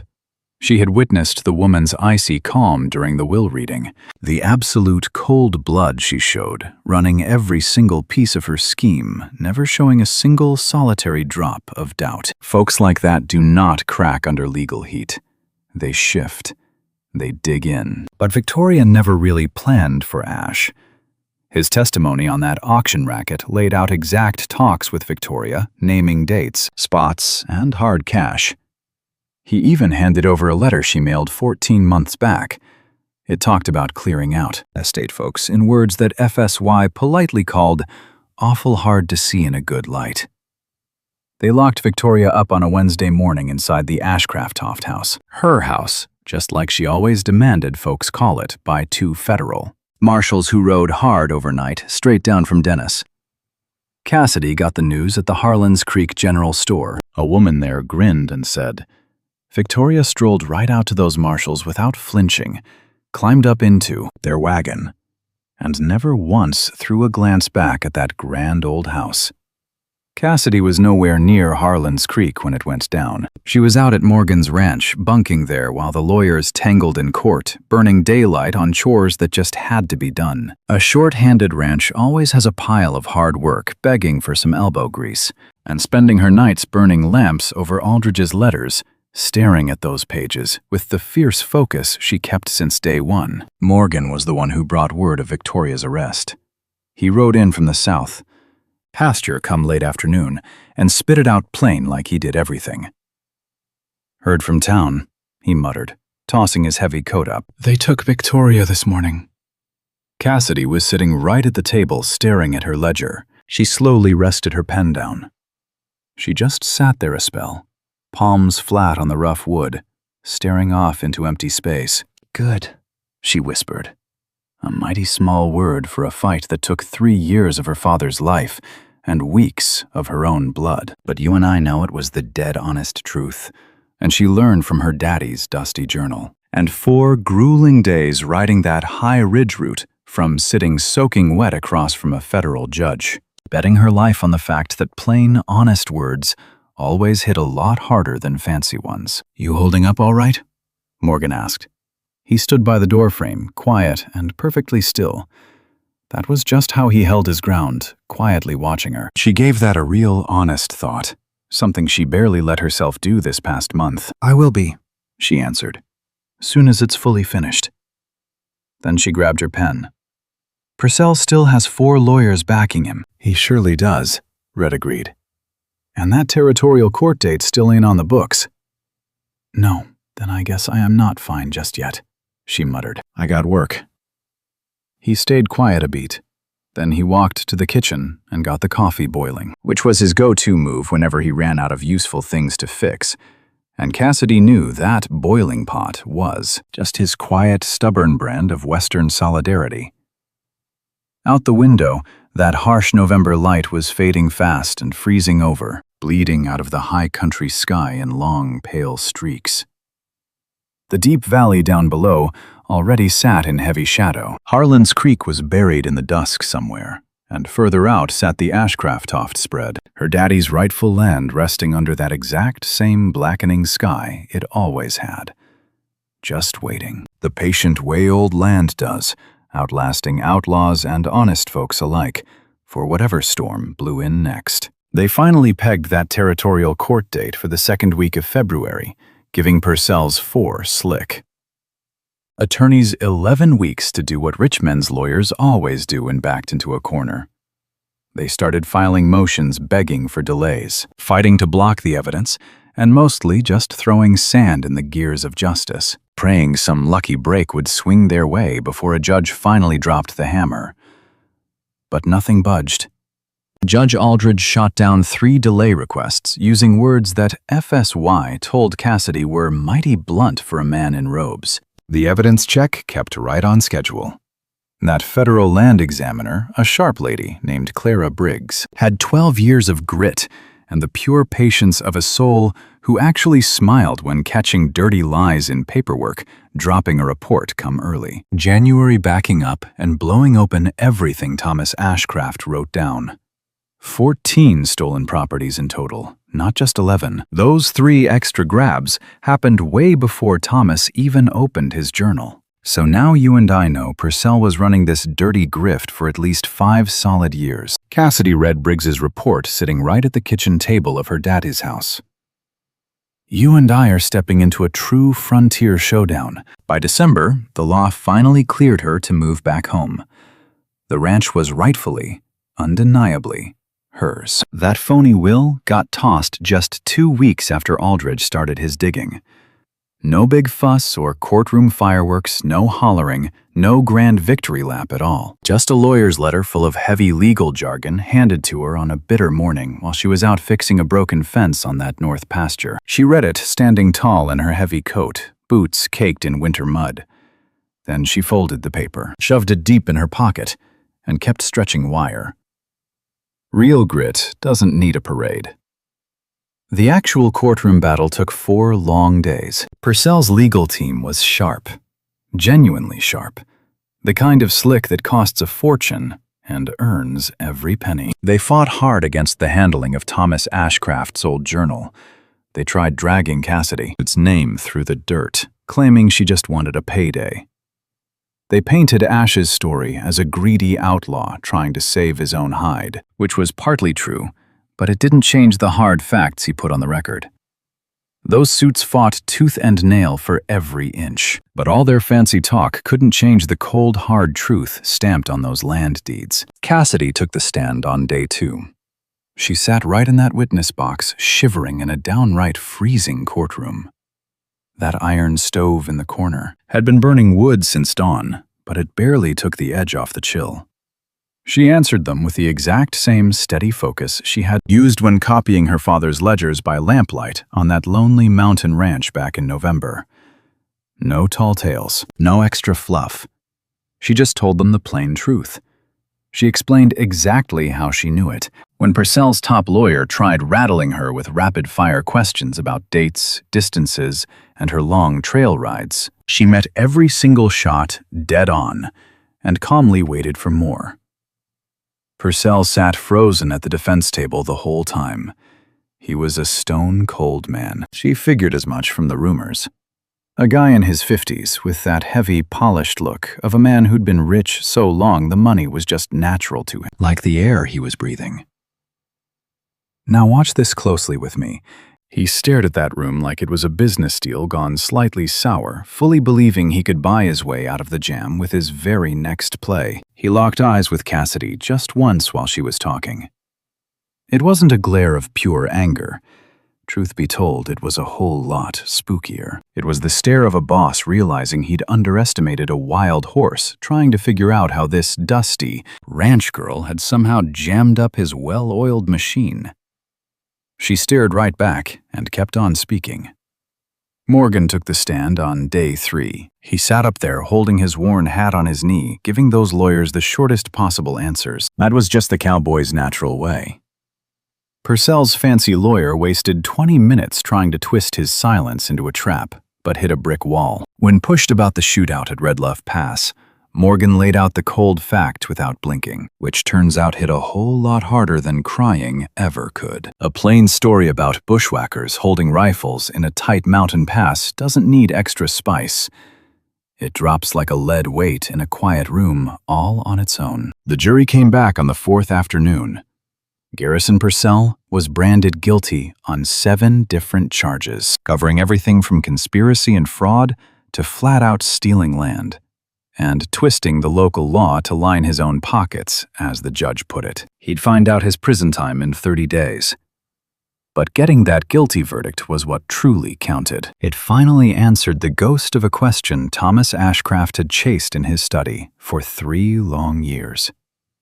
A question that wrecked his peace of mind, and Cassidy realized, likely dug him an early grave. She sat still as stone in those hard gallery benches while they read his fate, hands folded quietly in her lap. There was no way she was shedding tears in front of strangers over a judge's ruling, no matter the relief. She made that ironclad promise while lacing her boots that dawn, and she stuck by it. Beside her, Morgan stayed quiet as a ghost, but his hand resting on his denim knee slid over just 2 inches until his knuckles gently pressed against hers. He kept his eyes dead ahead. She did too, but that simple, silent touch was steady ground, and it was all the comfort she needed. Victoria faced her own music down in the county courts instead of the big federal trial. That made her punishment a slow, wild guess waiting to happen. The law eventually roped her in for fraud and that shady land auction setup. The solicitor's story nailed her to the wall just like the FSY lawyers promised. Her lawyer fought the judge's sentence immediately. Cassidy didn't even bother riding into town for it. So what do you and I take from all this? Work never quits. Staring at the ranch in raw winter light, she finally admitted it was in far worse shape than she'd let herself see while fighting for her life. Let's settle in. Her pa had been ailing almost a year before he passed, and this land sure showed it. Outbuildings were neglected. That north fence line was in downright sorry shape. The cattle herd had dwindled down to a size that was barely scraping by. Once she dug into the ledgers, the money situation was looking awfully grim and needed fixing fast. So she made a list. That girl always made lists. Then she got to work. Margaret Hale knew 3 local families around Blanco Crossing who got chased off their claims by Purcell and his crooked network. The courts hadn't given their deeds back yet, which always takes a while, leaving them stranded. 2 of those families had nowhere to bunk while the law dragged its boots. Come January, Cassidy wrote Margaret with a mighty specific offer. They get a roof and wages working the Ashcraft spread, knowing full well that once they got their own dirt back, they could ride on. She never once called it charity. She needed honest hands, and they needed a home. Simple cowboy math. That first family rolled in come February, just after the judge hammered Purcell. The Reyes outfit. A good man named Domingo, his wife Cara, and their teenage boy. Now that boy had a real gift for breaking wild horses, which turned the whole ranch around practically overnight. The next folks showed in March. Come April, 7 more souls were working Ashcraft ground, including a tough widow named June Pratt. She rode down from the high country after burying her husband, holding cattle knowledge that put young Cassidy right to shame. 52 years old and stubborn as a mule, June preached her gospel on fence building to anybody who would listen, and she was precisely what this outfit needed. "You're building something here," June told her one spring evening, sipping black coffee on the porch steps after a hard ride. That spring dusk was doing its usual magic. turning everything slow and golden. The kind of sunset that makes a tired rider look downright peaceful. "I'm running a ranch," Cassidy replied. "You're running it like someone putting down deep roots," June pressed on. "There's a difference. Most folks in this valley are just trying to keep the bank away. You're deciding its legacy." Cassidy just spun that tin cup in her hands. Now you and I know she hadn't considered it like that. But she knew June was right. "My pa wanted this ground to mean something," she whispered. "Not just for us, but for everybody out here." She stared across the yard where Domingo's boy was taming a colt in the corral, quiet and steady as the sun vanished. "I reckon he just never figured out the how. He saw the rot in the valley, wrote it all down in his journals, but couldn't pull the trigger on fixing it." She took a breath. "I'm trying to build the chapter that comes after all that ink." June sat quiet for a spell. "You know what he'd say about this?" "I bet he'd just fret over the ledger," Cassidy said. June barked out a real, honest laugh that echoed. "You're probably right." Now Morgan rode down from his mountain camp in March to help brand the spring calves.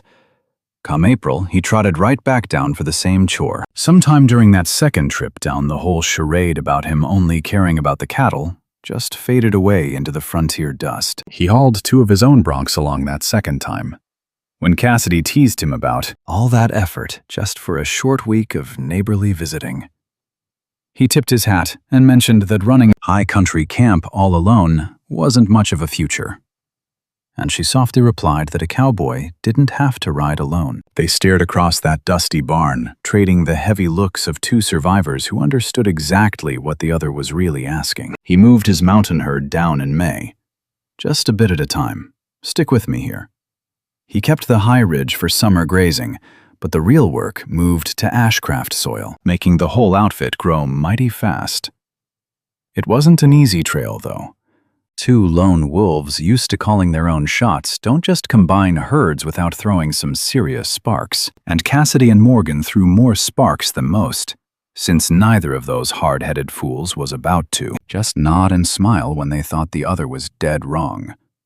They locked horns constantly over moving the cattle planting fence posts, and whether to spend cash on this season's survival or the grand frontier legacy Cassidy was so fired up about building. One nasty fight in particular, over building a fresh barn versus buying more head of cattle, dragged on for 3 full days. Halfway through, they spent a good 18 hours completely refusing to speak, which made the whole ranch feel downright awkward for everybody. And which finally settled when Morgan, come sundown on the 3rd day, flat out admitted she was right about that barn, and he had misjudged the timing.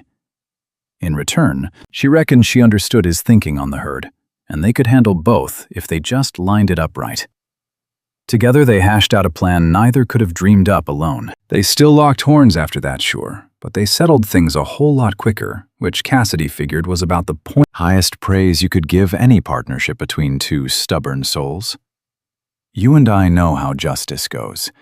The 14 families robbed by Purcell's ring got their official restitution throughout spring and summer, a slow, jagged trail. Every claim demanded its own hearing, its own paperwork, and its own hard-fought legal finish.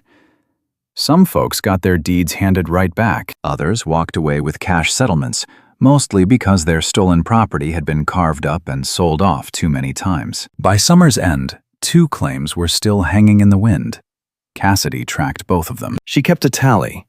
You bet she kept a ledger, marking down family names where their claims stood, and the final verdict when the dust settled. She would ink it in whenever FSY sent word. The final name was Widow Crane, whose ranch was swallowed by the Purcell outfit before Thomas even opened his diary, leaving the paper trail mighty thin. Hers was the toughest fight of all. But Judge Aldridge was careful, and Briggs dug up enough buried deeds to prove a clear pattern of thievery. Sure enough, come September, the gavel fell in Crane's favor. Just a small patch, not the whole original spread, but honest dirt handed back to its rightful owner after 4 long years. Cassidy penned the date right beside the widow's name and shut that book. She was sitting at the kitchen table when it ended. The very same wood where she had cracked her father's journal that first night at Morgan's mountain ranch, piecing together the ugly math of Thomas's discovery. But that kitchen felt different today. Extra coffee mugs sat on the shelf claiming space, and the yard outside hummed with a loud, steady rumble. Just the everyday sounds of a working cattle spread holding more than 2 lone souls. She stared through the same glass she had peered through when Victoria's thugs rode in. But the view had changed. It was louder now, a little dustier, a whole lot more alive. Morgan stomped the dust off his boots, eyed that closed ledger, and then studied her face, which must have told the whole story, because he never asked a thing. Just pulled up a chair and muttered, "Last one." "Widow Crane," she answered. "Gavel came down this morning." Morgan gave a slow, quiet nod, the kind of silent respect that carries true frontier weight. "Her land was the very first piece your daddy documented." "I know." She brushed her thumb over the worn cover. "He went to his grave never knowing if any of this would matter. He just kept writing it all down because it was the right thing to do, because somebody had to know." She stared at the scarred wood. "I used to think that was just plain weak. Sitting by, watching the rustlers steal, and scribbling words instead of drawing iron." "And now?" Morgan asked. She thought on it, true and hard, picturing those 3 long years of careful, quiet ink. Let's pause right here, you and me. How those pages became the iron spine in court, winning 14 families their land back. "Takes real grit," she told him, "to keep your eyes fixed on the horizon when you can't see the rescue party. To trust that the written truth won't vanish even if you do." She paused. "He was a whole lot more stubborn than I gave him credit for." Morgan just watched her with those dark eyes she had spent a year learning to read. "He raised you," Morgan murmured. "Makes perfect sense." She picked up that heavy ledger, sliding it onto the shelf next to the herd logs, the bank books, the daily ranch rosters. It just rested there, a plain, unmarked book holding the end of a long trail. A trail forged in her father's fear, paved by her stubborn grit, and settled by a federal judge who couldn't be bought. Wasn't a picture-perfect sunset. Some families rode away with far less than the thieves took. Other folks had to settle for coin because their stolen acres were chopped up too fine to ever piece back together. And there was that poor woman from the auction block, chewing her nails to the bone, whose name Cassidy never caught, but haunted her thoughts more than she would ever confess. Some raw deals just never settle. Here is what you and I can take away. Some injustices carve canyons into the frontier, scarring the earth for good. But that crooked system, that twisted web of Purcell's fraud, the bought-out sheriff, the rigged county auction, the forged deeds, and phony ranch debts, right down to the quiet bleeding of honest folks who had no iron to fight back with. That operation was dead in the dirt. Not from a lone gunslinger, but from a dusty journal, a hard ride through Badlands, and a clicking telegraph, too. Let me tell you about Margaret Hale, sitting in a freezing frontier courtroom, speaking raw, unvarnished truths, until the sheer weight of her words silenced the entire room. Fall rolled into the territory just like the year before. Bitter, biting, and entirely too early, carrying that familiar scent of dead prairie grass straight off the high ridge. One October evening, Cassidy stood on her porch, staring out at the valley she had known her whole life. She realized the exact same homestead could look like a completely different world, all depending on where your boots were planted. Behind her, drifting through the open kitchen window, came the lively sounds of ranch life. June's voice, Domingo's boy laughing hard, and the heavy clatter of supper being thrown together by folks moving in the warm, comfortable chaos of a shared frontier kitchen.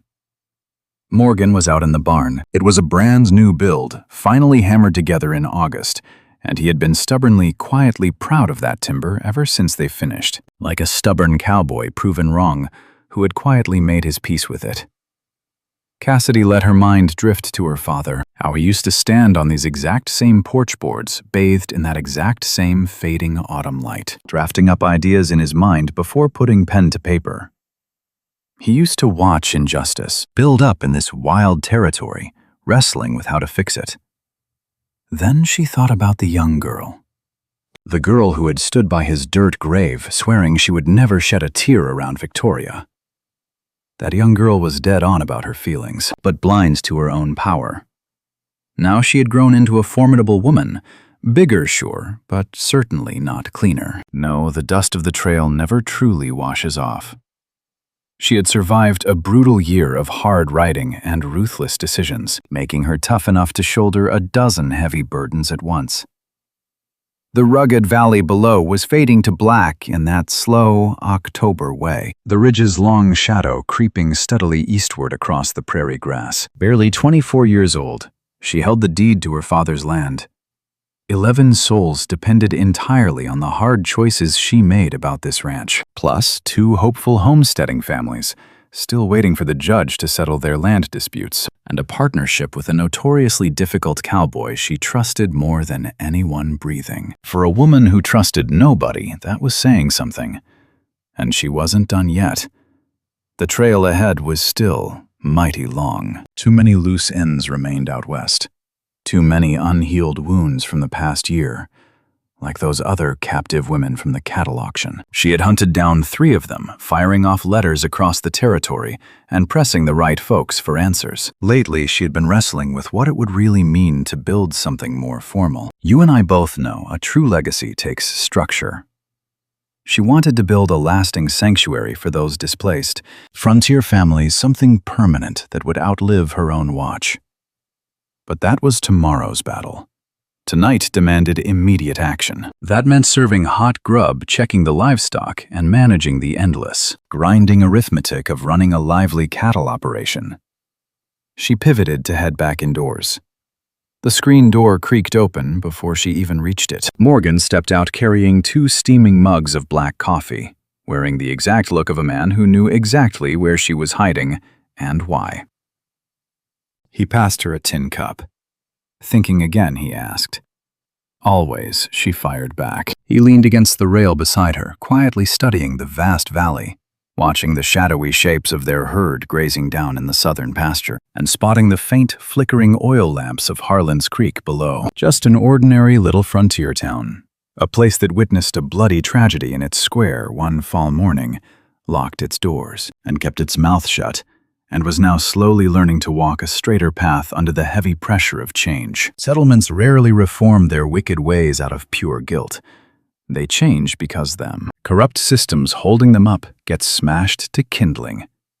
What grows in the ashes depends entirely on whose hands are doing the building. That girl is going to survive. June had muttered about the ranch a few weeks ago, whispering to Domingo's wife in the cookhouse, completely unaware that Cassidy was eavesdropping from the hallway. The boss knows exactly what she's doing. Cassidy had lingered in the shadows, letting those words settle deep in her chest, like a rare, warming shot of whiskey. Then she just went back to her chores. She did know her trade. Well, maybe not every single detail, not the wild dreams still taking shape in the dust, but the beating heart of it, the true direction of the trail ahead. She was finally hammering together the vision her father had only dreamed about, but could never make a reality. An outpost where folks who had lost everything could unsaddle, work the dirt, and regain their footing. Not a rescue mission. She despised that word, and avoided it like a rattlesnake, because pioneers who have lost their livelihoods do not need to be babied or rescued. They just need solid dirt under their boots, and the freedom to prove their grit. A territory wide enough for their futures to grow deep alongside her very own. It wouldn't always pan out. Listen, we both know the frontier is unforgiving. She had already tried helping one soul who needed something entirely different, forcing her to swallow the bitter truth of failure. And she would surely misjudge the dusty trail ahead a few times, too. Now let me tell you, that was the flat-out truth of it. But Cassidy wasn't about to quit. She'd keep digging, keeping her eyes sharp, and putting pen to paper every time she saw a wrong that needed righting. Her old man taught her that much. Not with empty words, but by sitting alone in a freezing study for 3 rough years with trembling hands, trusting that the hard truth he witnessed was worth saving, even when he couldn't foresee what it might turn into. Well, she showed him what it could become. That coffee felt hot in her hands while the whole valley stretched out dark and quiet below. Right beside her, Morgan kept dead quiet, which was how he said most things, and she'd stopped needing to decode his silence years ago. She just looked across the acreage. It used to be her father's spread. Now it was hers. Someday it would pass on to whoever followed her, to the good folks she built it with, doing honest ranch work that would outlast her own 2 tired hands. It was the pure idea of a homestead holding far more than one person's story. You and I know it wasn't some wild legend. Just a tough working ranch with way too many chores and not nearly enough daylight, and a supper table seating more folks than before in a valley that was slowly, raggedly fighting its way back to honesty, one court ruling and restored deed at a time. That was enough. In fact, it was more than enough. It was the very dream old Thomas Ashcraft had been bleeding onto the page, sitting all alone in the pitch black. And what his daughter rode through bitter frost, deadly danger, and a bloody canyon ambush to finally drag out into the light. The wind howled down the ridge just like it always did, moving through that same grass, bringing that familiar scent of crisp autumn and a bitter cold coming fast. Cassidy Ashcroft stood tall on that porch, gripping her hot mug, looking out over her rightful land. And I'll tell you what, for the first time in years, she finally stopped bracing for whatever storm was rolling in next.